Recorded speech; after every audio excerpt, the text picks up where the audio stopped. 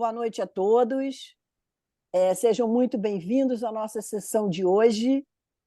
O tema que será abordado será o uso de anticoagulantes no paciente cirrótico. E nós vamos fazer um formato um pouquinho diferente. Vamos começar com a apresentação de alguns casos clínicos polêmicos que não serão discutidos inicialmente, para trazermos o problema como ele acontece na prática. Isso será apresentado pelo Dr. Gilberto Júnior, que trabalha no nosso serviço. Você já conhece, o Gilberto já participou de várias sessões, hepatologista conhecido e que trabalha comigo na rotina do serviço e na hepatologia clínica da rede. E temos, em seguida, a apresentação do tema com uma revisão do tema pelo Dr. Antônio Ricardo de Andrade, que vai nos dar a honra de trazer para nós a brilhante revisão que ele fez dos guidelines, das publicações, e realmente discutir o problema. E, para coroar nossa discussão, nós convidamos o Dr. Renato de Castro Araújo, que é o coordenador da hematologia e do transplante de medula óssea do Quinta Dor, e que também trabalha na São Vicente, ele coordena o transplante de medula óssea, e que vai dar a visão do hematologista, como é que aborda o problema, trazendo sempre a necessidade da parceria, da multidisciplinaridade. Então, o tema hoje vai ser abordado desta forma. Eu queria passar a palavra para o Paraná para dar as boas-vindas também. Muito obrigada.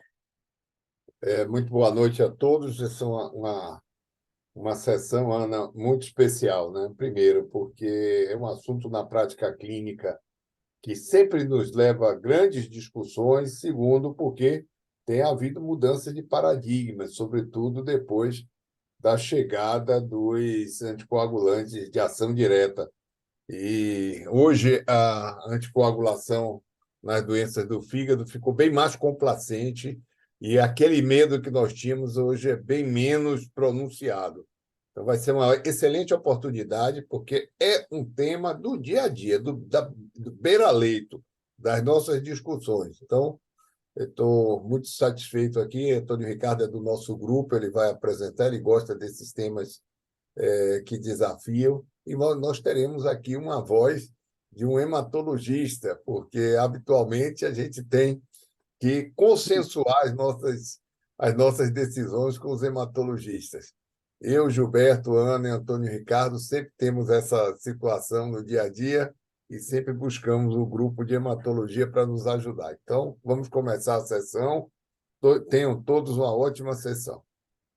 Obrigada, Paraná. Gilberto, por favor. Olá, boa noite. Eu vou compartilhar aqui.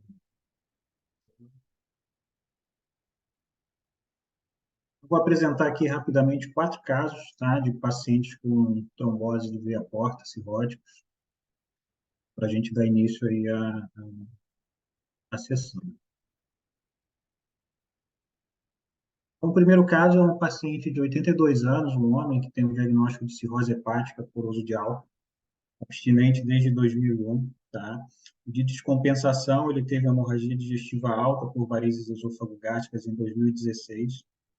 E até o momento ele faz profilaxia secundária com beta-bloqueador e ligadura elástica.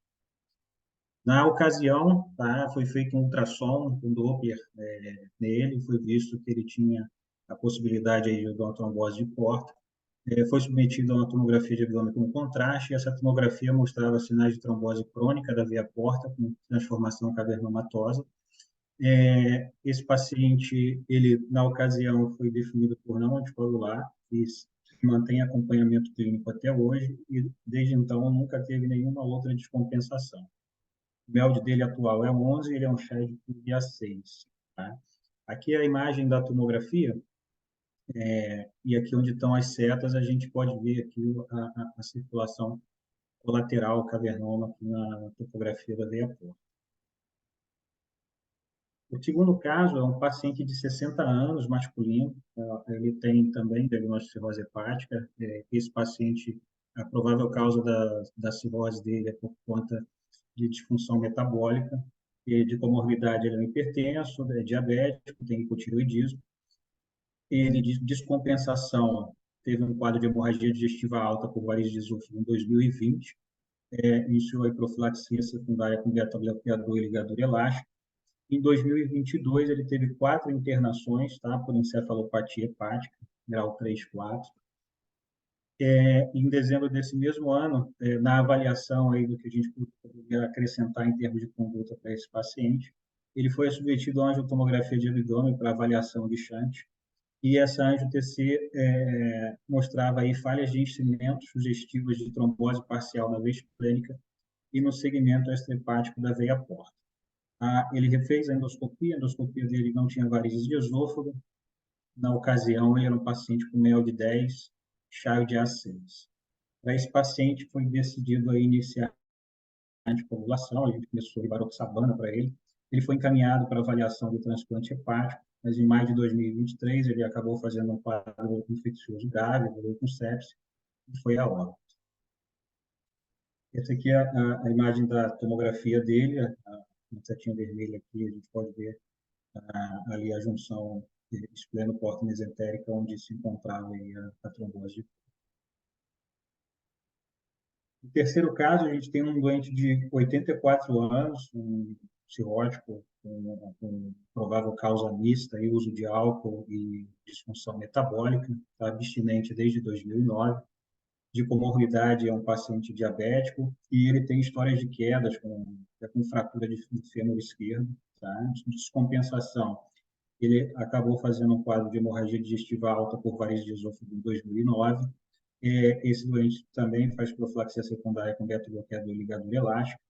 E esse ano ele teve 3 internações por encefalopatia hepática, também grau 3 e 4. Tá? Em agosto, numa dessas descompensações, ele foi submetido a endoscopia digestiva alta, que mostrava que ele tinha variz de fino calibre, variz de esôfago, e uma angio-TC para poder avaliar shunt, presença de shunt.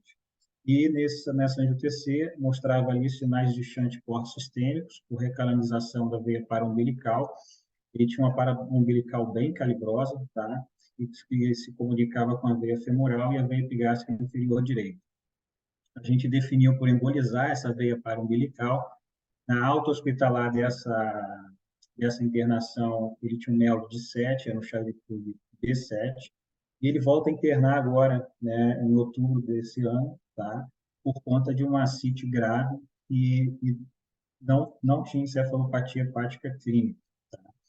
Ele foi novamente submetido a endoscopia digestiva alta, e essa endoscopia mostrava que as varizes de fino progrediram para as varizes de grosso calibre, com sinais de cruz vermelha, foram ligadas, e submetido a uma nova angio-TC de abdômen, que mostrava aí uma trombose parcial do tronco, dos ramos direito e esquerdo da veia porta e da veia esplênica. Tá? Nesse momento, era um paciente com MEL de 8, um Charlie-Pugh B8. Tá? Para ele, durante a nossa discussão, a gente definiu botar um TIPS, uma prótese calibrável, de 6 milímetros, dilatando a 6 ao mínimo possível e avaliar como é que vai ser a evolução desse paciente.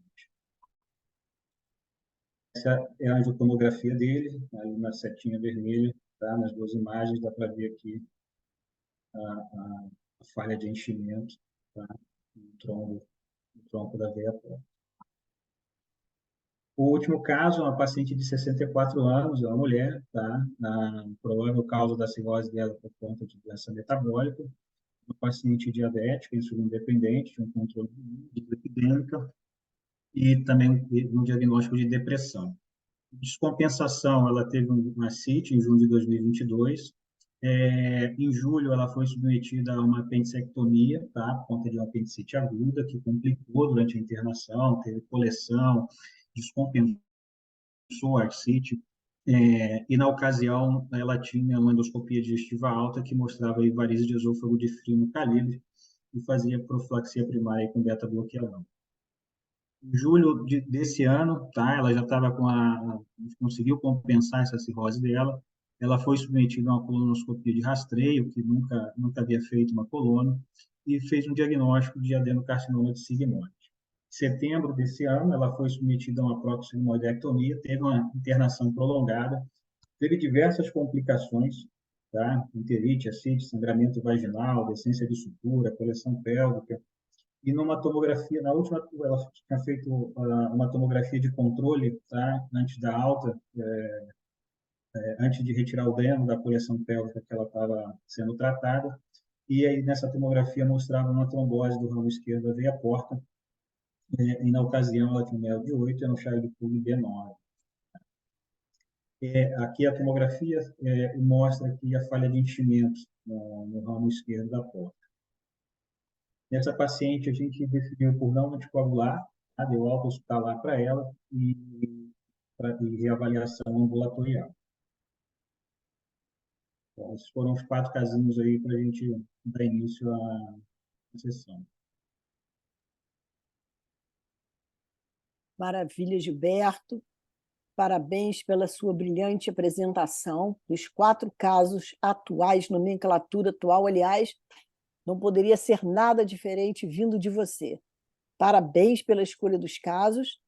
Eu queria pedir que você participasse da discussão também, óbvio, quando o Antônio discutiu, o Renato também, e que nós polemizássemos o assunto, inclusive nessas discussões que nós temos. Eu sou uma que sempre falo, Gilberto, o que você acha? Né? Vamos anticoagular ou não anticoagular? Então, quando a gente traz o assunto, a anticoagulação no cirrótico, parece que existe um guideline e o guideline vai dizer para a gente a receita do bolo.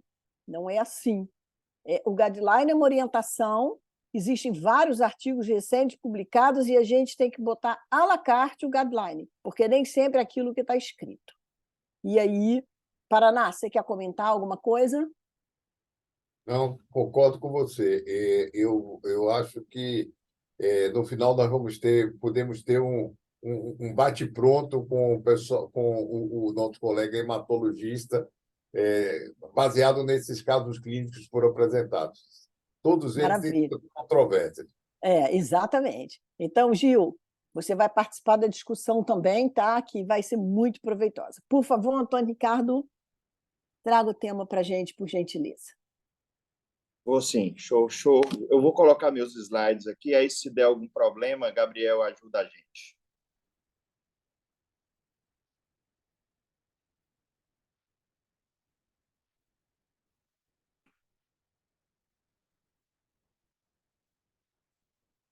Vocês veem? Não estou lhe escutando, Ana. Sumiu Oi. agora. Sumiu agora. Você quer que o Gabriel compartilhe, que você está com a internet estável? O que você quer? Tá, para mim tá. Apareceu. Beleza. Apareceu? Então vamos lá. Segue, por favor. Então vamos lá. Então, eu fiz uma revisão recente sobre coagulopatia no paciente cirrótico, né? E foi isso que a gente discutiu para que eu apresentasse. Então vamos lá. Então, como é que eu passo aqui meu slide? Não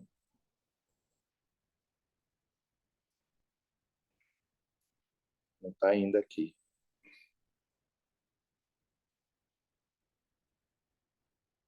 Passou. Está passando, Toninho. Está passando. Volta que está passando. Tá? Volta, volta. Não enxergo nada. Aí. Aí. Transtorno hemorrágico adquirido. Transtorno. Deixa eu ir lá.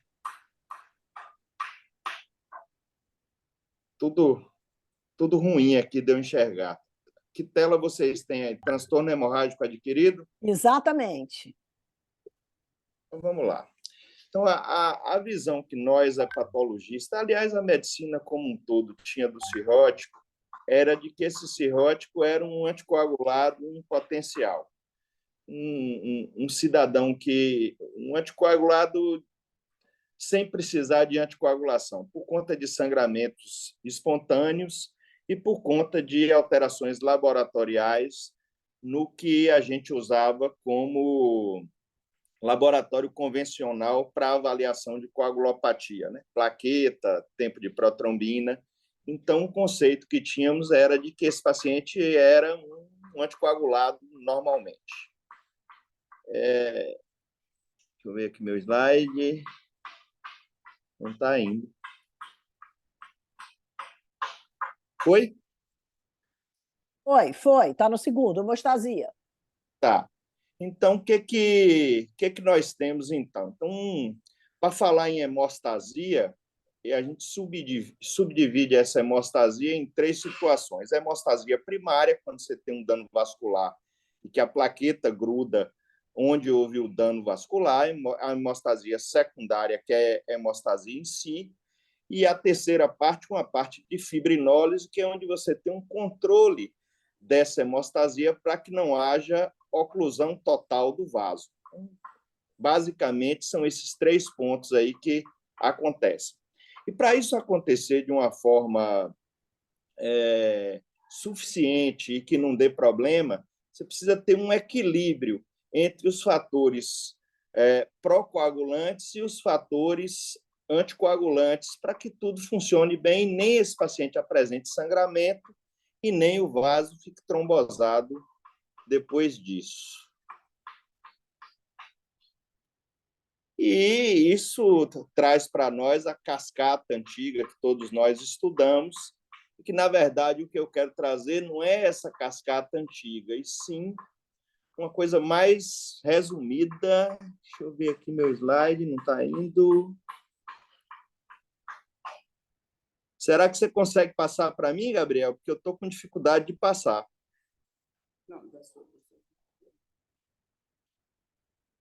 Não está indo aqui o meu slide. Foi agora, foi agora. Foi agora. Então, na verdade, o que eu trago é uma versão mais simples disso, né? Que há um dano do vaso, esse dano do vaso sofre uma coagulação, e, num terceiro tempo, a fibrinólise, que é o que está aí desenhado. O dano do vaso é a coagulação inicial à esquerda e à direita, os fatores que vão fazer o controle dessa coagulação para que não haja trombose. E não vai. Está passando, procoagulante e anticoagulante. Está passando com alguma dificuldade. E para que isso funcione, precisa de um equilíbrio entre os fatores procoagulantes e os fatores anticoagulantes, como eu disse antes.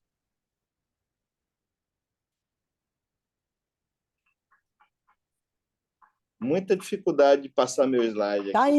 Está indo, perfeito. É porque tem um delay para você, mas está indo, estamos vendo.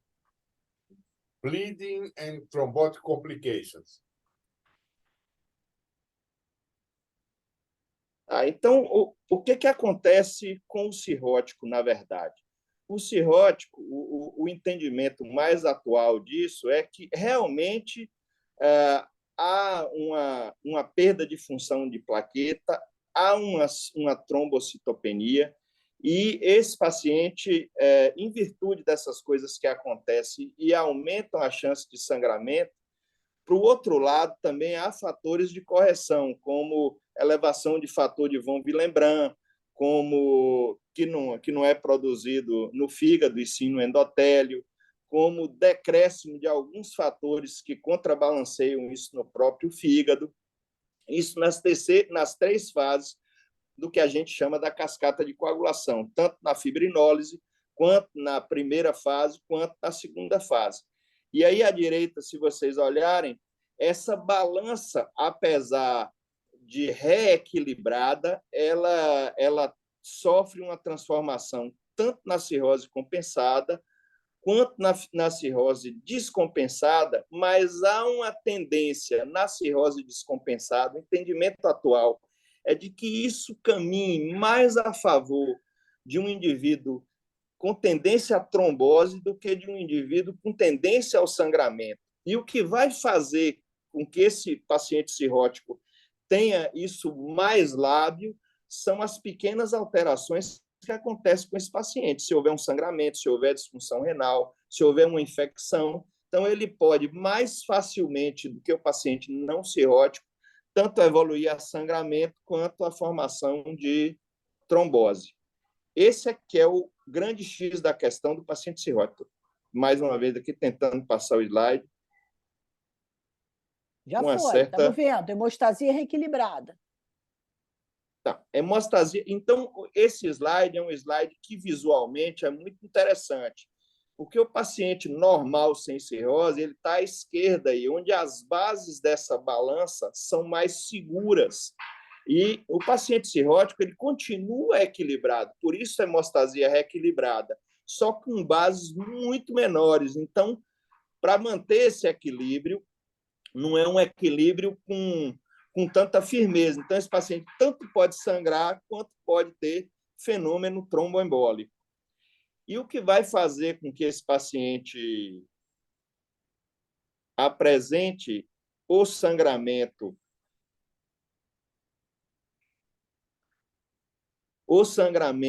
ou a trombose são alguns fatores que acontecem nos nossos pacientes todos os dias, que é disfunção renal, uso de algumas medicações, quando você tem uma alteração volêmica muito grande, sangramento, abuso de álcool, aquilton crônico de uma maneira geral, infecções, né?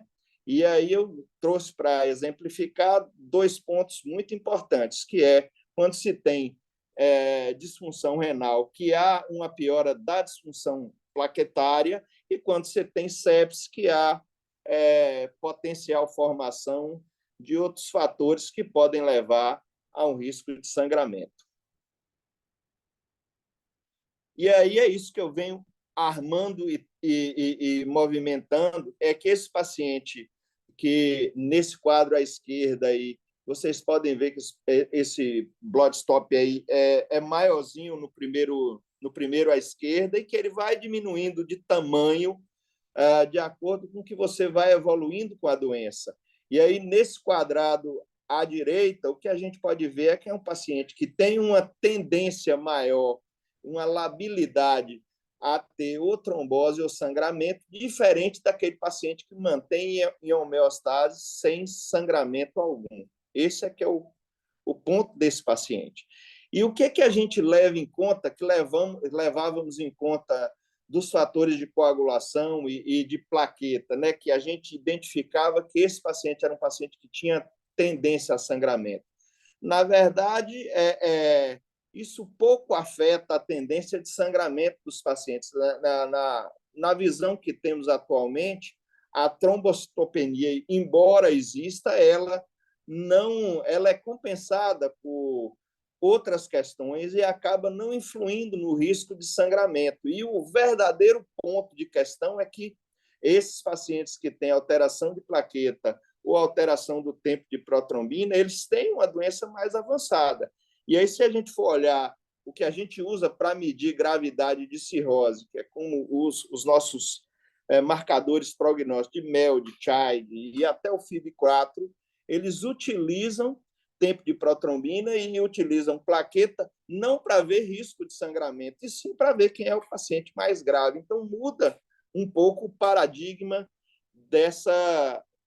do uso desses marcadores que antes a gente utilizava e ainda usa no paciente não cirrótico, que é plaqueta e tempo de protrombina.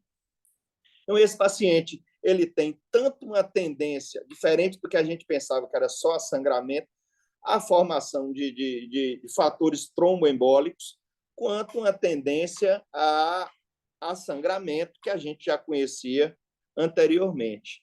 E fatores tromboembólicos até que fazem com que a gente veja a evolução da própria doença. Há pequenas tromboses da periferia do fígado, no paciente com extossomose, por exemplo, que vai causar extinção de parênquima e a piora da função hepática desses pacientes. E o que a gente tem, na verdade, sobre sangramento varicoso nos últimos consensos, por exemplo, no consenso de Baveno 7? É justamente reafirmando esse ponto de vista, que o sangramento varicoso é desencadeado por hipertensão portal e que os fatores de coagulação não refletem esse estado de hemostasia, que não há recomendação de ajuste de nenhum fator de coagulação para que diminua o risco ou gravidade de sangramento, e a própria contagem de plaqueta, elas não se correlacionam de maneira direta com o sangramento persistente ou recorrente desses pacientes. Isso é o que há de mais novo no Baveno 7. e que, em alguns casos, onde há falha de hemostasia, e aí vem o que você disse antes de eu apresentar aí, muito caso a caso e muito à la carte, é que a gente pode pensar no paciente que está em sangramento, mexer com alguma coisa para tentar melhorar esse paciente do ponto de vista de sangramento. É o que a gente tem do Baveno 7. Entrando já na questão da trombose, o que tenhamos atualmente? É que esse paciente, que antes a gente pensava que era um indivíduo com uma tendência a sangramento sempre, ele tem um risco de trombose maior do que o paciente normal, né? Nessa série de casos estudados aí, quase 2 vezes a chance de fenômeno tromboembólico do que paciente não cirrótico.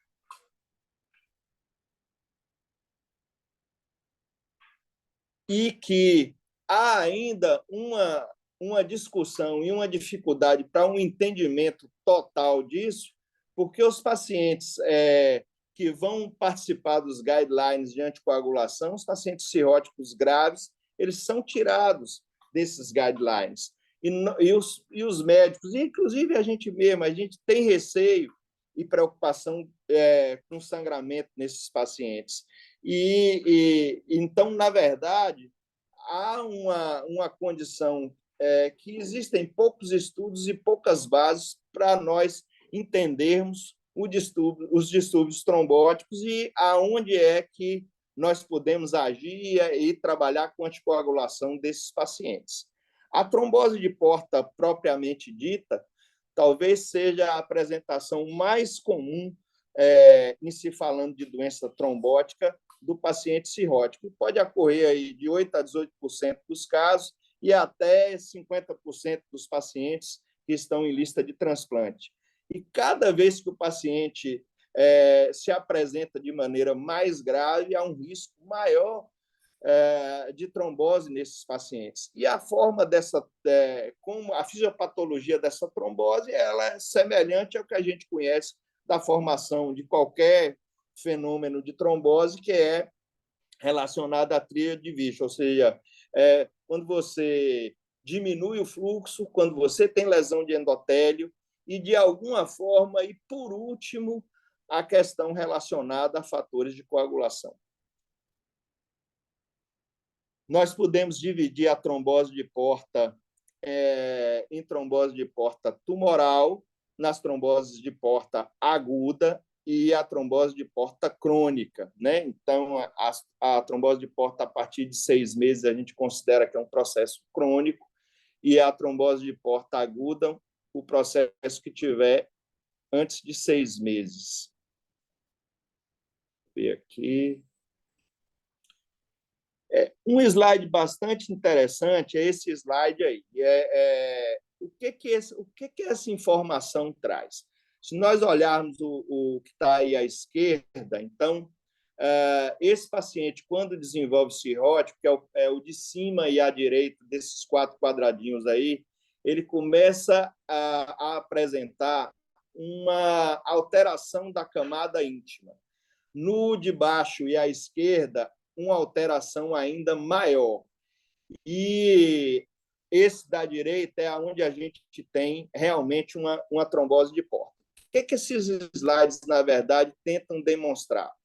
Que nesse paciente cirrótico há uma relação com a hiperplasia da íntima. Então, a formação da trombose não é só o trombo dentro do lúmen do vaso, e sim uma hiperplasia da íntima, e que isso explica, inclusive, quando não conseguimos, com a anticoagulação, fazer com que haja uma recanalização total do vaso, porque esse vaso ficou defeituoso por essa hiperplasia da íntima. Então, há uma proposta desse trabalho, inclusive, de trocar a nomenclatura, em vez de trombose de veia porta, de oclusão não maligna da veia porta, porque não é só o fator da trombose que oclui o vaso. Há uma hiperplasia da íntima em que há uma diminuição da luz do vaso, não só pelo trombo que está na luz, mas também por um defeito na própria parede do vaso. Isso faz com que a gente pense, tentando passar aqui o meu próximo slide,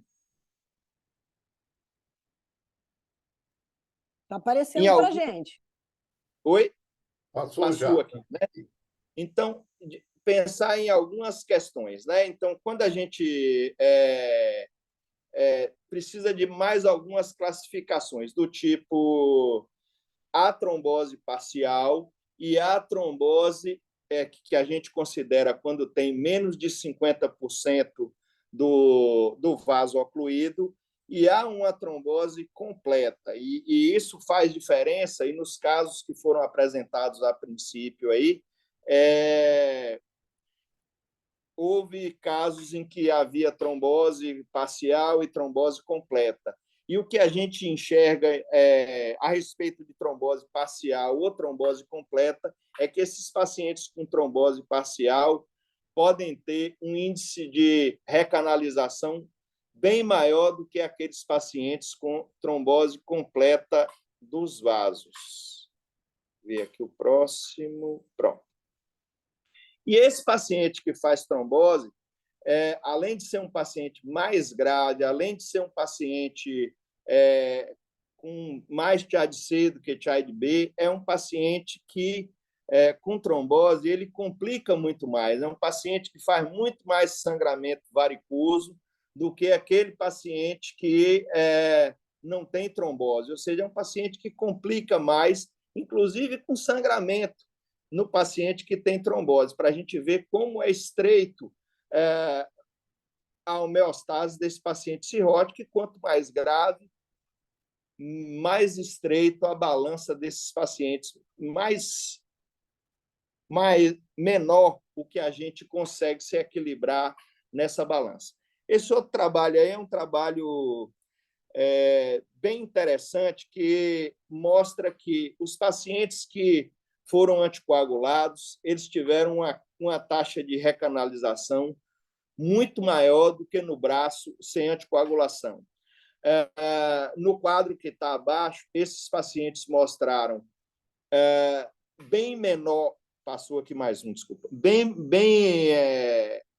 menor mortalidade. Esses pacientes tiveram todos os fatores, além da recanalização, quanto mortalidade, quanto progressão para transplante. Esses pacientes evoluíram de maneira muito melhor quanto anticoagulados, e aí a curva em cima aí, do que os pacientes que não foram anticoagulados, de acordo com esse trabalho.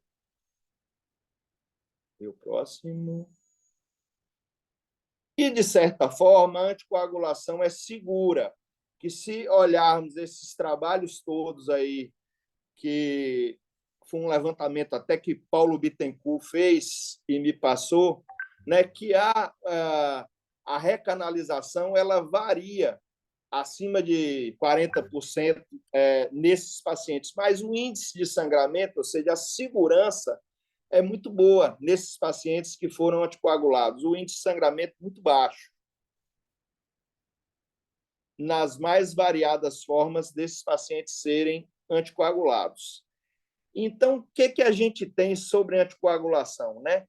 Que ela é eficaz para prevenir trombose. Esse trabalho aí, essa meta-análise com 19 estudos que foi feito em paciente que foi submetido à esplenectomia, mostrou uma efetividade para diminuir trombose, que é segura, e que um trabalho desses aí mostrou que com heparina de baixo peso molecular e com DOAX mais segura e mais eficaz do que com os antagonistas de vitamina K, com um risco hemorrágico aceitável, inclusive com os antagonistas de vitamina K, e em todos os estudos mais atuais, com uma mortalidade não significante.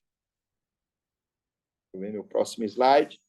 Esse trabalho é um outro trabalho bastante interessante, que foi um trabalho que estudou profilaxia de trombose no paciente com hipertensão portal não cirrótica. Ontem, numa reunião que tivemos, até Paraná comentou, esse trabalho é um trabalho francês, né, que eles têm um índice grande de trombofilia. Nesse trabalho, chamaram essa trombofilia de trombofilia de baixo risco. Mas, na verdade, eles têm 50% da população com algum tipo de trombofilia, e esses pacientes foram anticoagulados com rivaroxabana 15 miligramas, e houve uma taxa de recanalização muito maior naqueles pacientes que foram anticoagulados do que naqueles pacientes que não foram anticoagulados, inclusive de sobrevida nesses pacientes que foram anticoagulados. Um dado interessante é que o trabalho mostrou que aqueles pacientes que diminuíam dedímero poderiam ser anticoagulados com um risco de nova formação de trombose em 2 anos, bem menor após a suspensão da anticoagulação. A realidade desse índice alto de trombofilia não é a nossa realidade aqui, ou não temos estudos o suficiente para ter essa ideia, mas a medicina que a gente faz aqui é que, quando a gente identifica qualquer desses fatores que podem ser considerado como trombofilia, nós anticoagulamos nossos pacientes. O próximo.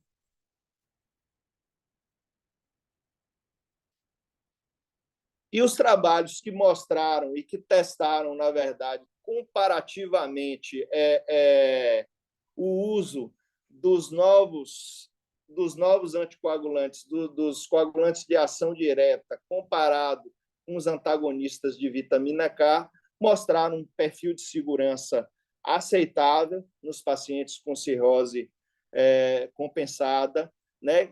Inclusive com mortalidade baixa, inclusive com perfil melhor do que com varfarina.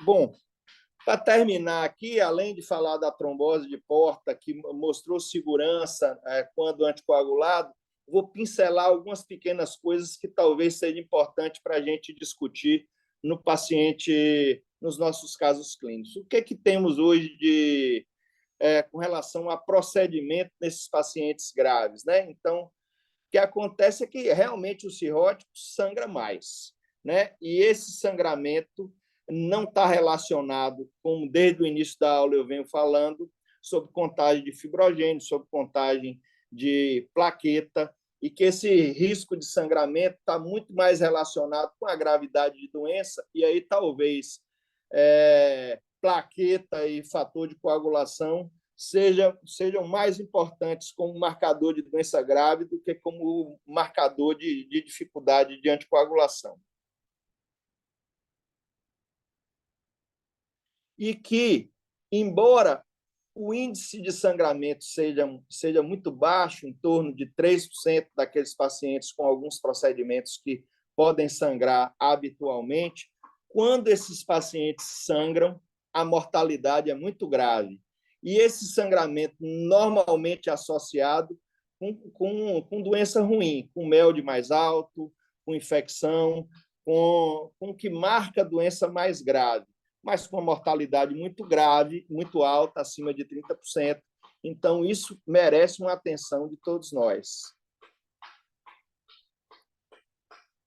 E que existem esforços, né, um colega da hematologia aí, para tentar identificar isso de maneira mais fidedigna com o que a gente faz de coagulação, né? Então, a tromboelastografia é parte desse esforço, mas e ela desenha as 3 fases da coagulação, tanto a fibrinólise quanto as 2 primeiras fases de coagulação, e tenta identificar de maneira mais próxima quando temos distúrbio de plaqueta, quando tem distúrbio de fibrinogênio, quando tem um distúrbio outro qualquer, para direcionar a correção quando há sangramento ou quando vamos colocar esse paciente num procedimento.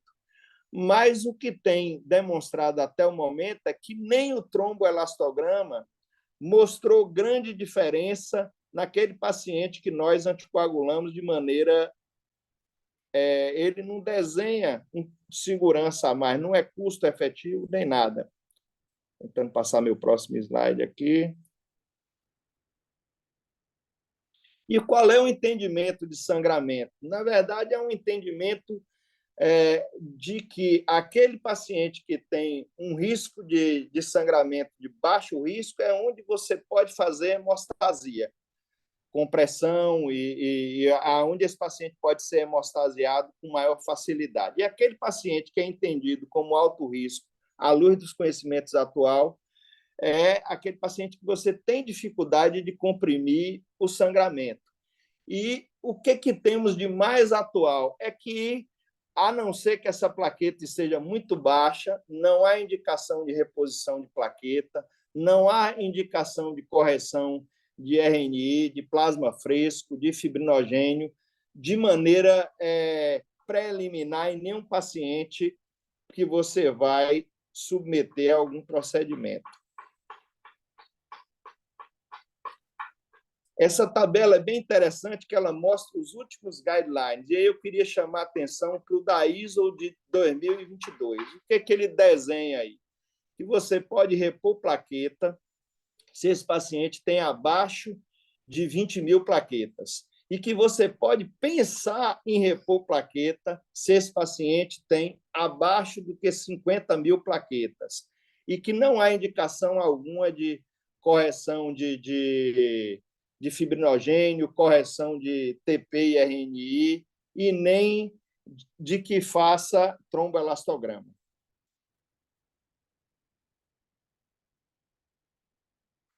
E a recomendação mais atual, então, ela está resumida nesse slide aí. O que a gente precisa fazer é deixar o nosso paciente o mais equilibrado possível, que é um paciente grave. Então, otimizar a função renal, deixar esse paciente tratado para infecção, regular, na medida do possível, anemia, né?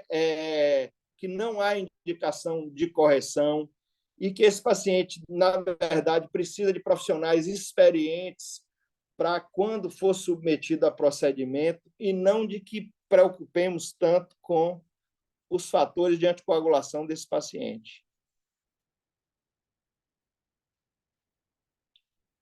Meus últimos 2 slides. Um é sobre essa plaqueta que eu disse anteriormente aí, e à direita aí, de que cada vez mais os DOACs estão seguros naqueles pacientes com classe A e B de CHILD, e que ainda não há segurança para aqueles pacientes com classe C de CHILD, e que esse paciente classe C de CHILD, a anticoagulação, quando indicada, e ela está indicada de maneira muito semelhante àquele paciente não cirrótico, que a heparina de baixo peso talvez seja a droga de indicação para esses pacientes. E o último slide é que há uma tendência cada vez maior de que usemos com mais liberdade os DOACs. Parece que a Sociedade de Hematologia vem mais liberal, inclusive naqueles pacientes com clearance de creatinina abaixo de 30, para algum tipo de DOAC. Né? Há uma potencial controle com antídotos que estão aparecendo para esse tipo de anticoagulante. Então, o que está se desenhando para o futuro é entender que o paciente cirrótico ele não é um anticoagulado por natureza, e sim, talvez aquele paciente descompensado com mais tendência à trombose, de sermos cada vez mais liberal para anticoagular esses pacientes. Há alguns estudos que mostram benefício de anticoagulação profilática, inclusive. Há alguns estudos que mostraram melhora de sobrevida em pacientes com hipertensão portal não cirrótica e pós-esplenectomia, mesmo profilática de trombose, e cada vez mais liberal o uso das novas drogas como ponte para transplante e como, na verdade, tratamento de todas as doenças trombóticas que antes tínhamos receio de tratar no paciente cirrótico e que tratávamos nos pacientes não cirróticos. E, para finalizar, embora essa tendência a mais anticoagulação, é um paciente que tem um alto índice de mortalidade, 30% de mortalidade quando há sangramento, então precisa de um acompanhamento preciso, precisa de fazer uma coisa mais à la carte, como disse Ana, e com muito cuidado e responsabilidade. Eu queria agradecer a oportunidade da aula e me desculpar pela passagem difícil dos slides, pela minha internet ruim, e estou pronto para a nossa discussão aí adiante. Muito obrigada. Nós é que agradecemos a sua vontade. Sabemos que você está num local com internet instável. Valeu o esforço, foi muito bom. Agora vamos convidar o Renato. Renato? Oi, boa noite a todos. Quero primeiro agradecer a doutora Ana Pitela pelo convite, ao doutor Paraná. Excelente apresentação do Antônio, aprendi bastante coisa aqui também. E a gente sempre tem essa troca com a hepatologia, com a clínica médica no Quinta Dó. E esses casos são muito difíceis, né? E nós discutimos realmente individualmente, caso a caso, para tentar tomar as melhores decisões, né? Que podem ser revistas também. Frequentemente a gente não toma as melhores decisões olhando retrospectivamente e rever tudo que foi feito e repensa em conjunto, né? Mas a grande mudança de paradigma foi o que o Antônio falou. Os pacientes cirróticos eles têm uma hemostasia rebalanceada, né? Para acontecer o sangramento, a gente tem que ter uma disfunção, né, de fatores de coagulação, uma lesão endotelial e uma disfunção da manutenção do tronco, né, da fibrinólise. Então, todas essas etapas podem estar alteradas no paciente cirrótico. É difícil quantificar quanto uma está mais alterada do que a outra. Os exames habituais não só mostram para a gente um lado, né, um aspecto desse cenário que é muito complexo.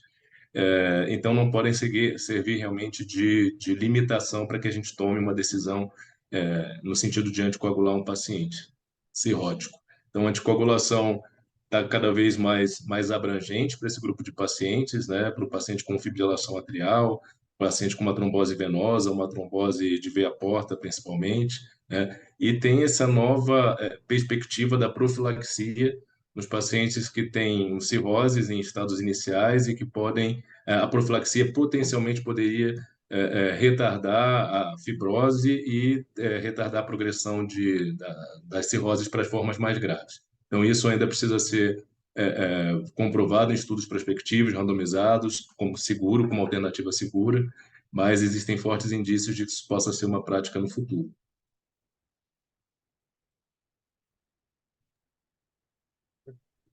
Muito bem. Uma questão. Ana, podemos começar o bate-papo aqui? Sim, estou sentindo falta do Gilberto. Gil, cadê você? Abre sua Gilberto, câmera. vamos lá.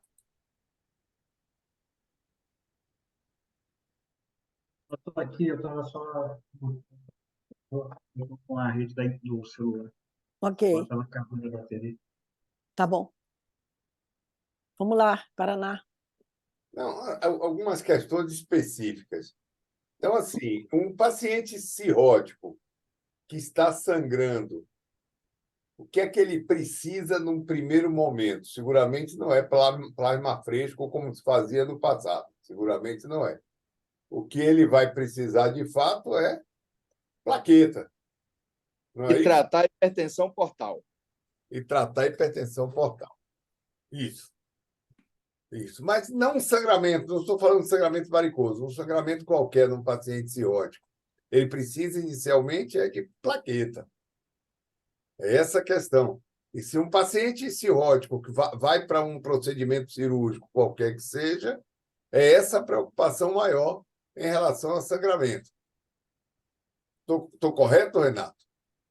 Eu acho que sim, mas se ele também tem, em vigência da hemorragia, eu acho que plaquetas é o mais importante, sem dúvida, mas fica difícil a gente não corrigir, tentar corrigir fatores de coagulação, uma deficiência de fatores de coagulação no paciente que está com hemorragia ativa, né?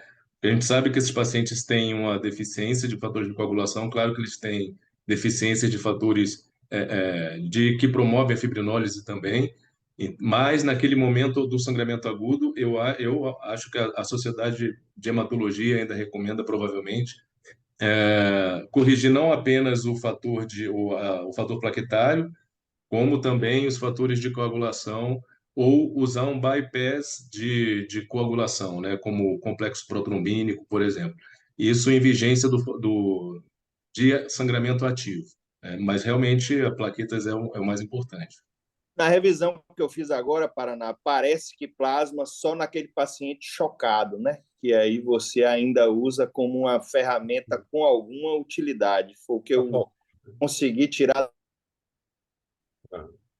O que eu consegui tirar da revisão foi isso, né? E caso a caso, inclusive tromboelastograma, alguns trabalhos questionou completamente. Diz que direciona que a gente economiza algum ou outro complexo protrombínico, essas coisas, mas, de uma maneira geral, uso muito parcimonioso. Não é isso, Renato?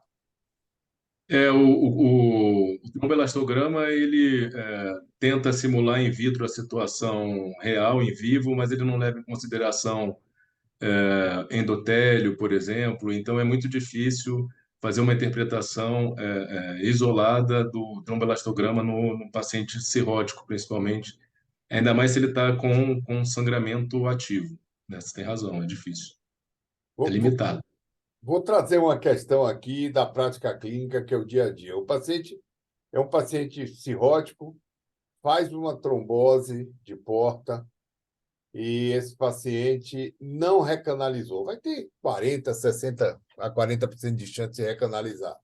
É um paciente que precisa ir para o transplante, ele não recanalizou. Se ele tiver uma recanalização parcial, ok. Se não tiver, vai ser complicado. O que fazer com esse paciente? A gente tem duas questões aí. A primeira, a extensão da trombose, que pode inviabilizar o transplante. Então, aquela barreira dos 6 meses de tratamento fica meio perdida. Segundo, quando você recanaliza esse paciente, você tem risco de trombosar de novo, e se você recanalizou, porque ele está perto do transplante. Como é que você faz anticoagulação num paciente como esse? Eu queria ouvir vocês aí. Vou começar aqui porque fiz uma revisão recente, junto com o Paulo. Isso foi uma aula que Paulo deu no Congresso de Campinas agora, e aí eu revisei com ele. Então, se é menor do que 50% a trombose, acompanha, né? E aí pode até aproximar os exames de imagem um do outro. Se é acima de 50%, esse paciente deve ser anticoagulado. E aí, esse paciente que vai ser anticoagulado por no mínimo 6 meses, mas a tendência mais atual é manter até o transplante, se é um paciente que tá em lista, né? E um cuidado grande, é um paciente que está cirrótico, está em lista de transplante, então provavelmente tem hipertensão portal, então esse paciente deve estar beta-bloqueado, então se tiver alguma incompatibilidade com o uso do beta-bloqueador, com profilaxia por ligadura elástica, porque há um risco maior de sangramento. Esse é o ponto do transplante. Agora, com que anticoagular esse paciente? Pela revisão que fiz, o paciente que é CHILD A e até o CHILD B pode ser com os novos DOACs, com os DOACs, né, com os novos anticoagulantes de ação direta. Agora, aquele paciente CHILD C, a tendência é que, se possível, e aí a gente esbarra numa barreira de custo, numa barreira de acesso, né, que é a heparina de baixo peso. Mas eu queria ver a posição de Renato aí. Não, eu acho que é isso mesmo. O que a gente praticamente abandonou quando o paciente tem possibilidade de acesso aos DOACs ou a heparina de baixo peso foram os dicumarínicos, né, os inibidores de vitamina K, porque eles são mais difíceis de manejar, especialmente nessa população. mas as recomendações são Child A e Child B, realmente um DOAC sempre que possível, mas menos caro do que heparina de baixo peso, uso mais fácil, adesão e etc. E essas indicações não estão em bula para os pacientes com Child C. Então, Child C, realmente, a recomendação é da heparina, principalmente porque a heparina tem uma meia-vida de 12 horas, na de baixo peso molecular, e tem uma reversibilidade com antídoto possível, né? Então, é mais fácil de manejar em caso de complicação hemorrágica do que os DOACs, né? Os DOACs, nesse caso, que se sugere, inclusive tem uma bula um pouco mais abrangente, é para a Pixabana, que tem uma meia-vida de 12 horas, a posologia dela é de 12 em 12 horas, então, se o paciente tiver uma hemorragia ativa, teoricamente, em 12 horas ele estaria sob menos ação desse anticoagulante, então o risco hemorrágico poderia ser mais limitado. Mas o que se tem mais experiência é o Xarelto, né? É o que se usa mais de forma mais abrangente. Um comentário sobre o rim, meu velho, sobre o Sim, o paciente rim, renal, como é que vocês estão se comportando, aquele paciente que tem um clearance mais baixo? para as duas coisas, tem que ser usado com mais cuidado. A heparina de baixo peso molecular a gente ajusta em função do clearance. Os DOACs, eles têm uma metabolização que é principalmente hepática, isso é um problema para os pacientes cirróticos, porque além de toda a controvérsia em relação à anticoagulação, risco hemorrágico versus risco trombótico, tem uma questão de como dosar adequadamente esses medicamentos nos pacientes com cirroses mais avançadas. Então, o ideal seria reduzir as doses. Por outro lado, como é que a gente vai quantificar essa dose ideal nos pacientes que são cirróticos mais graves? A dosagem do fator 10 ou do anti-10A fica prejudicada em pacientes cirróticos. Então, o que se sugere é que se reduza a dose, né? Cada vez mais as utilizações de ambos têm sido mais abrangentes, mas com reduções de dose. Tanto os DOACs para insuficiências hepáticas mais graves, quanto as heparinas de baixo peso molecular no contexto da insuficiência renal. E você lá, Gilberto, como é que você trabalha com isso? Mais liberal, mais conservador? Lá a gente, enfim, a gente avalia caso a caso, né? Vê da individualidade do paciente, do acesso que ele tem à medicação, do suporte social que ele se apresenta também, né? E a gente tem utilizado mais os DOACs, tá? Nos pacientes cirróticos, com trombose, principalmente nos pacientes com cirrose compensada, aí inclui o Child A. Em alguns pacientes Child B, né? Eu tenho utilizado aí a rivaroxabana, tá?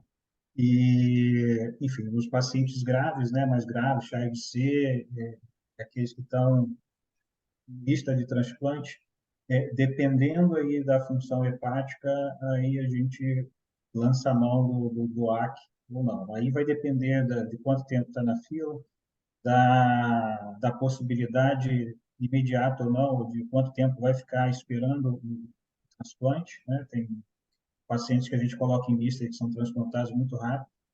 E também o primordial aí acho que é conversar com o cirurgião, né? Trombose de porta atualmente não é uma contraindicação absoluta, né, ao transplante. O que pode acontecer é dificultar mais a técnica, né, do transplante. E aí o cirurgião ele ajuda bastante também nesse manejo para definir o que a gente pode estar fazendo, lançando mão ou não.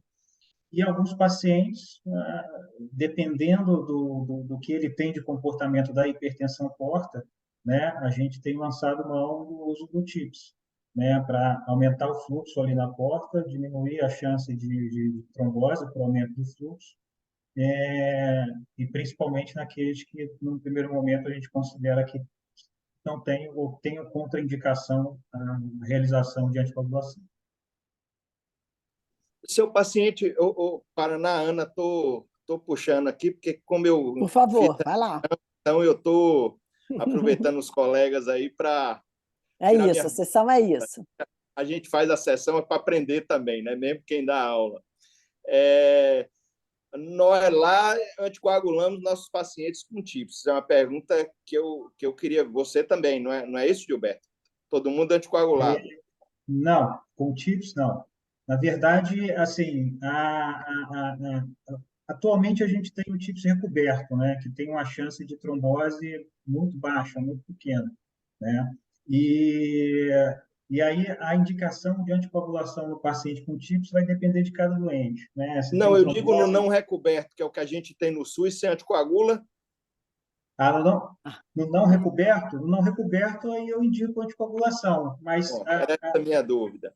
a gente aqui do Quintador, a gente não tem mais, não utiliza mais o TIPS não recoberto, né? A gente está utilizando o Viator, o TIPS coberto aí com PTFE, e eu acho que tem muito tempo que não se coloca um TIPS não recoberto aqui no Quinta, né? Mas, enfim, se for um TIPS não recoberto, se é a opção que tiver, aí eu acho que tem que avaliar com carinho aí a possibilidade de manter a anticoagulação por causa do risco de trombose do TIPS, né? Verdade. A tua pergunta, eu vou completar, Gil. A gente realmente tem usado o recoberto, mas a gente vem trabalhando com TIPS há 20 anos, sei lá, e era uma preocupação que a gente tinha no passado, e o Salos dizia, com aquele jeito dele, né? Ana, coçando a cabeça, eu acho que a gente vai ter que anticoagular esse paciente, porque era o nosso medo. E quando nós não anticoagulamos, a gente se arrependeu porque trombosava.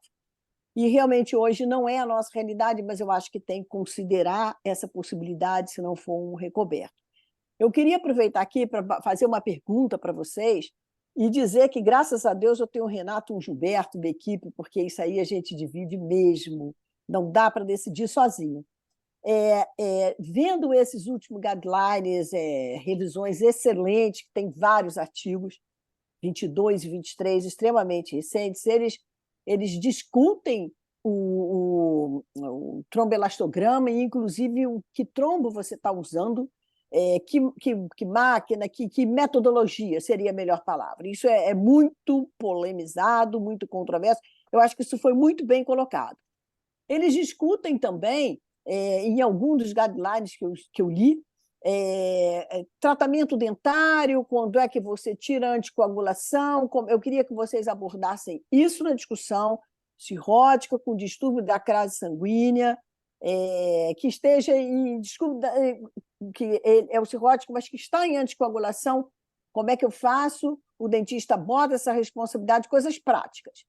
E uma outra coisa que a gente fala, não, porque mais de 50, menos de 50, na verdade, existe uma variabilidade para essa medida, depende de quem faz e quem nos dá esse resultado, para a gente se basear matematicamente, mas a minha pergunta, basicamente, além do tratamento dentário, o que fazer, naquele doente que tem plaquetopenia e distúrbio da grade sanguínea, o doente chega para a gente e a gente faz um ultrassom cirrótico, tem uma trombose na porta. Mas ele é assintomático, eu não sei quanto tempo tem essa trombose. Anticoagulo ou não anticoagulo? Que essa é a realidade. Queria ouvir vocês.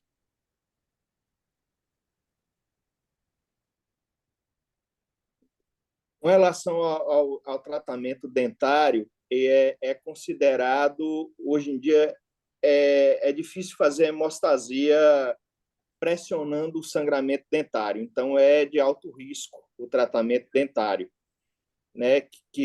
Antes a gente classificava em risco baixo, intermediário e alto, e era pela porcentagem de sangramento e gravidade. Hoje em dia, o que é mais atual pelos guidelines é baixo e alto, e o que diferencia isso é se você pode fazer hemostasia com pressão mesmo do local, e o alvéolo dentário não é possível de fazer hemostasia com compressão. Então, precisa de um pouco de mais cuidado nesse paciente.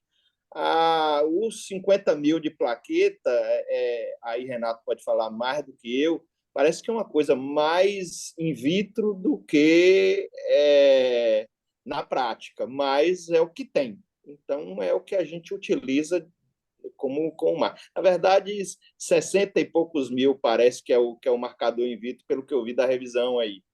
mas assim é o que a gente pode fazer e o cuidado que tem que ter.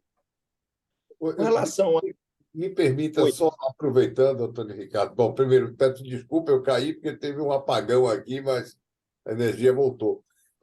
Aproveitando a oportunidade, o sangramento dentário é uma dessas situações que deixa a gente preocupado. Não uma bobagem, mas eu já vi paciente chocar. De vez em quando interna um paciente na UTI chocando por sangramento dentário, às vezes por epistaxe também, enfim. Uma pergunta para o Renato. Nós vamos ter em breve aí antídotos disponíveis para anticoagulantes diretos. De que maneira, qual vai ser o nicho de utilização desses antídotos e se haveria esse espaço para utilizar, por exemplo, numa situação como essa do tratamento dentário, da eczérese dentária? Nesse tipo de procedimento eletivo, eu acho que a aplicabilidade vai ser muito restrita ou quase nenhuma, porque você vai poder programar a suspensão da anticoagulação antes, né? Esses antídotos, eles são, na verdade, muito pouco custo-efetivos até agora. Eles são muito caros, não foram incorporados de uma forma abrangente. Então, o Pradaxa, por exemplo, tem um antídoto que é o inibidor de trombina, né? Tem um antídoto que funciona muito bem, mas que é caríssimo e dificilmente a gente vai vê-lo inserido na prática clínica em protocolos de profilaxia e talvez só realmente no sangramento agudo com risco de vida. Então, para esse tipo de procedimento eletivo, eu acho que o mais provável e custo-efetivo é realmente suspender a anticoagulação, mesmo correndo o risco de trombose durante esses 2 dias que você suspende aí o DOAC, por exemplo. Transfusão de plaquetas é realmente o principal. O alvo de 50.000 é lógico, mas é difícil, às vezes, alcançar esse alvo no paciente cirrótico que tem hiperesplenismo associado também. Então, o mais indicado pelos hematologistas é que o paciente faça a transfusão de plaquetas e logo em seguida faça o procedimento, independente da contagem ou não fazer nenhuma contagem de hemograma pós-transfusão de plaquetas. Então, acho que o manejo é mais nesse sentido, suspender a anticoagulação e transfundir plaquetas é o principal. Ok.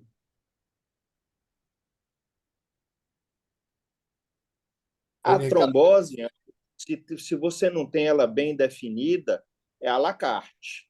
Então, assim, esse paciente vai para transplante, eu quero evitar progressão, porque se progredir mais um pouco, eu perco o sítio de onde retransplantar esse paciente, né? Só vai ficar um pontozinho ali. Então, é à la carte se você não tem isso bem definido. Está claro para nós que aqueles pacientes que têm uma trombose aguda, que a anticoagulação é sempre bem-vinda. E naquele paciente com trombose crônica, caso a caso, e no paciente que tem chance de transplante, sim. Aí é rever isso com mais cuidado ainda, a anticoagulação nesses pacientes. É a luz que vem e a tendência é ser cada vez mais generoso, né? Já que há uma tendência, inclusive, de anticoagular profilaticamente em alguns estudos já. Eu tenho outra pergunta para você, Renato, que é meia dose de Eliquis. Como é que vocês enxergam isso no paciente?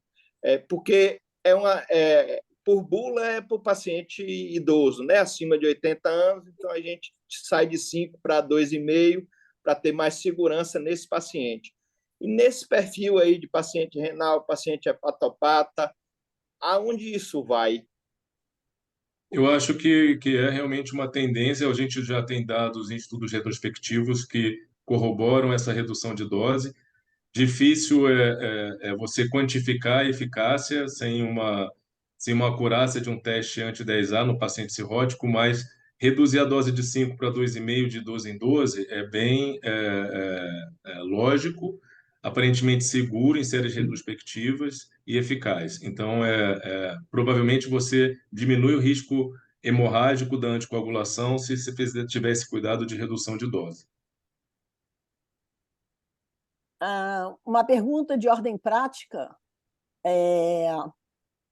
Eu tenho um paciente cirrótico que precisa ser anticoagulado, e aí a gente fala assim, vamos fazer uma endoscopia para ver se ele tem varizes de grosso calibre. Eu encontro varizes de grosso calibre, cherry red spot, gastropatia portal hipertensiva grave, enfim, mas ele tem que ser anticoagulado por qualquer outra razão. Então, a gente faz a ligadura elástica, trata. Mito ou realidade esperar uma semana para começar a anticoagulação? Eu começo em seguida? Como é que eu tenho segurança que com 7 dias ele não... Como é que é essa história? Como é que vocês veem isso?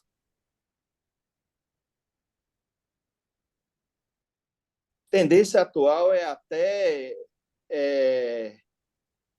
tem alguns serviços que não indicam nem mais fazer ligadura, né? Se esse paciente couber dentro do uso de carvedilol, há alguns serviços que acham que é suficiente. Inclusive, o paciente com carcinoma hepatocelular que vai usar imunoterapia, tem gente advogando que o carvedilol é o suficiente sem ligar esses pacientes. Então, eu acho que o período curto pós-ligadura é a conduta mais adotada, né? A gente tem receio, é claro, né? Tem uma mortalidade alta esses pacientes, então, se puder aguardar um pouco, melhor, mas se não puder, eu acho que anticoagula logo depois. E tem serviço que nem ligadura não advoga mais, né? Que só usa o beta-bloqueador como medida anti-sangramento, né? Trata a hipertensão portal. Esses que Unânime sangram esse pós-ligadura, consenso? né? Unânime? Todo mundo concorda?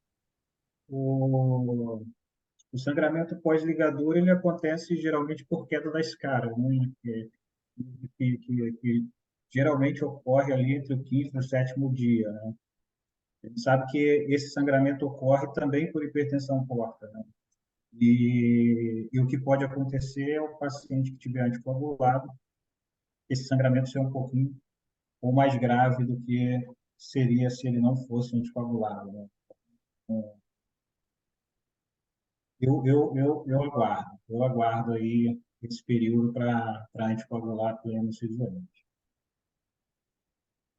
Renato? Isso eu estou aprendendo com vocês agora.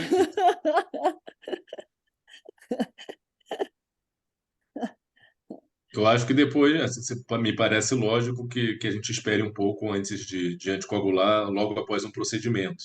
Mas o quanto, né, não sei opinar. Paraná? Paraná caiu. A gente já Tudo teve aí, situação que não deu para guardar, cardiopatia, precisando de anticoagulação. A gente ligou e começou, e tem situação que a gente aguarda. É por isso que eu acho que a la carte não existe uma regra, e conversar e dizer o risco que a gente corre. Mas se puder aguardar, ok, mas eu também não tenho garantia que depois do 7º dia ele não vá sangrar. Isso aí é super relativo, a gente sabe disso. Então, depende da urgência. igual, viu, Ana? Se puder aguardar um pouco, mais seguro para esperar essa primeira fase da queda de liga. Se não, se a la carte, caso a caso, se a anticoagulação for realmente imperativa, eu acho que arrisca. Exato. Por isso é que eu pedi ao Gil que trouxesse casos polêmicos, porque, na verdade, parece que a gente está ficando doido, né? Anticoagula, não anticoagula, mas isso tudo foi super discutido o tempo inteiro. O Renato participa, a equipe dele, dessas discussões, a gente tem muita dúvida, eu acho muito difícil tomar uma decisão assim, sozinho, num doente desse. A gente tem aqui no Q&A uma pergunta da Silvia. Pergunta sobre o paciente com cirrose compensada ambulatorial, CHAIDA, mas já com algum grau de hipertensão porta, que chega na consulta semestral com seu exame de imagem mostrando trombose de porta assintomática. Eu preciso fazer alguma intervenção terapêutica? Ela se refere a um paciente de mais de 70 anos e que, em tese, não seria candidato a transplante hepático, Então, é Tchaidá com varizes grandes e uso de carvedilol. Chega na revisão semestral com trombose de porta sintomático. O que fazer?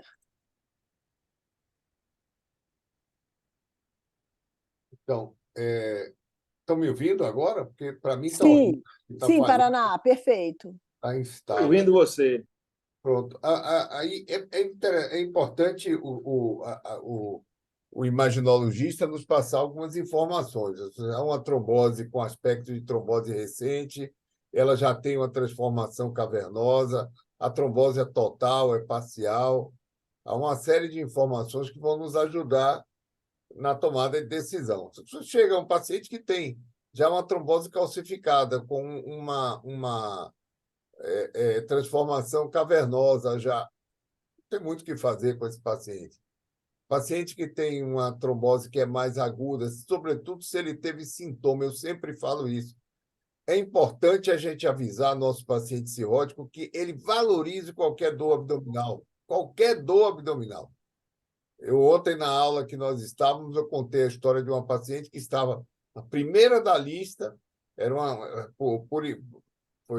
era excepcionalidade, era uma biliar secundária por uma iatrogenia em via biliar, mas ela estava colonizada por um Streptococcus gallinarum, um bicho desse aí, que era resistente a tudo, e ela tinha que fazer o transplante. E essa senhora me ligou, dor abdominal. Eu mandei que ela viesse imediatamente à emergência, que fizesse um Doppler, trombose aguda de porta, e aí a gente teve uma discussão muito grande, viu, Renato? E aí a gente optou, ela era um child A, a gente optou por trombólise endovascular. É um procedimento de exceção, mas salvou a vida dela, porque ela hoje está transplantada e está viva. Então, assim, as informações do imaginologista é de fundamental importância para a tomada de decisão. Uma trombose antiga, eu não vejo sentido no paciente de 70 anos, não teria mais preocupação. E nem Agora, parcial. Se for parcial também, a gente aguarda e observa. parcial, exatamente. Exatamente. Esse é um problema nosso, é que nós temos uma especialidade linda. A hepatologia é uma especialidade linda. Hoje, pela manhã, eu estava numa reunião e eu estava falando isso, mas é uma especialidade que ela é toda clínica, de uma complexidade imensa e de uma necessidade imensa de interlocução com todas as outras especialidades. Não somos nada sem uma boa imagem, sem uma boa patologia. Então, assim, a gente quem não tem esse suporte no hospital não consegue fazer uma boa patologia. Vocês sempre confirmam o dado do Doppler com angiotomografia? Ou confiam no Doppler de porta no diagnóstico da trombose? Para o diagnóstico, a gente prefere a angiotomo. O Doppler é excelente, na emergência excelente, mas assim, em algum momento a angiotomo e depois a gente pode seguir no Doppler. A depender da função renal também, né, Paraná? É um Assim, paciente, é caso a caso, né? Às vezes a função renal pega um paciente que ainda tem uma função renal residual e bagunça, né? Nosso paciente é muito lábil. isso.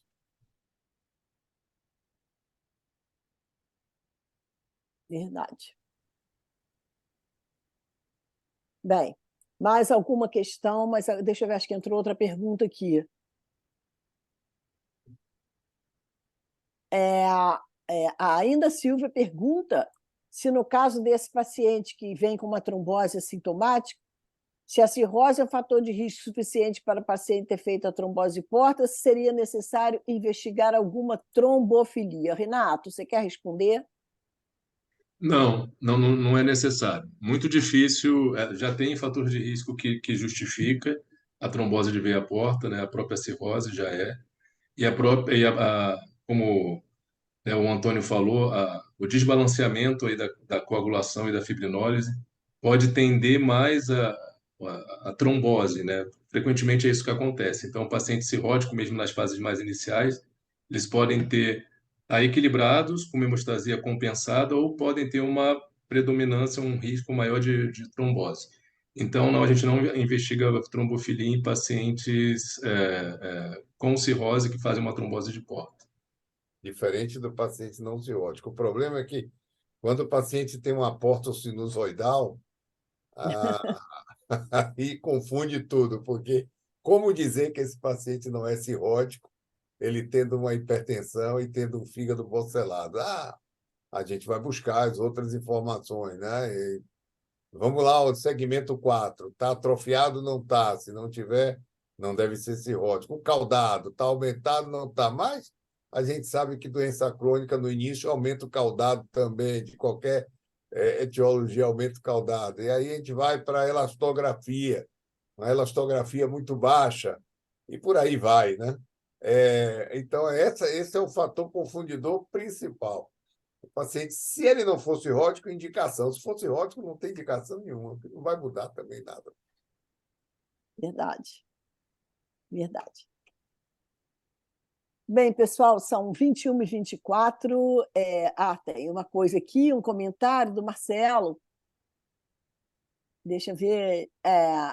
O Marcelo, boa noite. Aqui, Marcelo, Portugal. Importante que esses novos conceitos sejam disseminados aos endoscopistas e cirurgiões gerais, porque muitas vezes criam obstáculos à realização de procedimentos.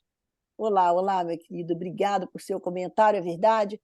Esse ponto que o Paraná chamou da inter e da multidisciplinaridade, de você ter um grupo radiologia, radiointervencionista, ultrassonografista, endoscopista, hepatologia clínico, cirúrgico, anatomopatologia, é o que traz o diferencial, o que permite que a gente traga essa complexidade e a sobrevivência da hepatologia DOR, pelo menos, entendeu? Então, isso é um fator que eu acho que é o diferencial.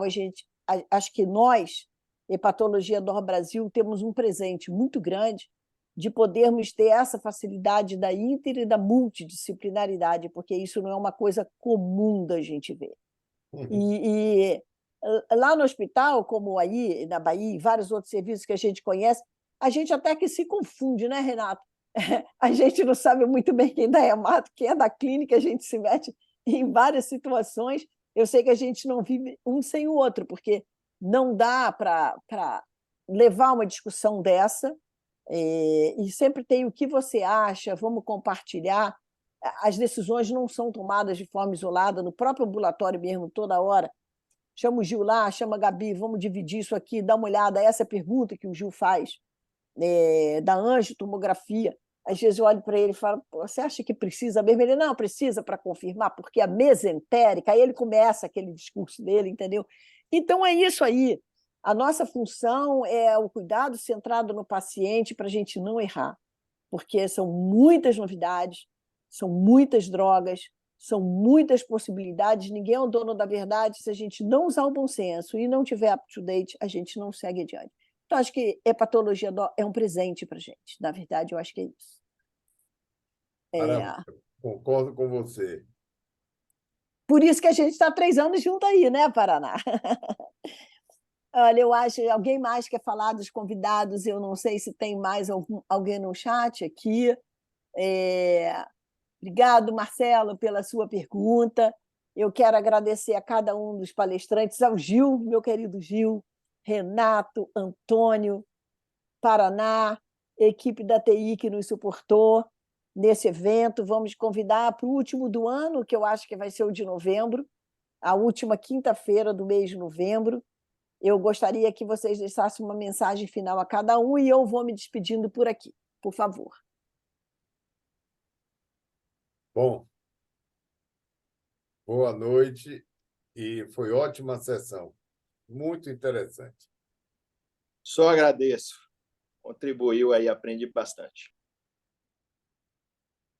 Eu também agradeço muito a oportunidade de estar aqui com vocês e discutir e aprender sempre bastante com vocês. Gil? Também, obrigado aí pelo convite. É sempre bom estar participando. É uma honra aí estar com o Paraná, né? Na sessão sempre.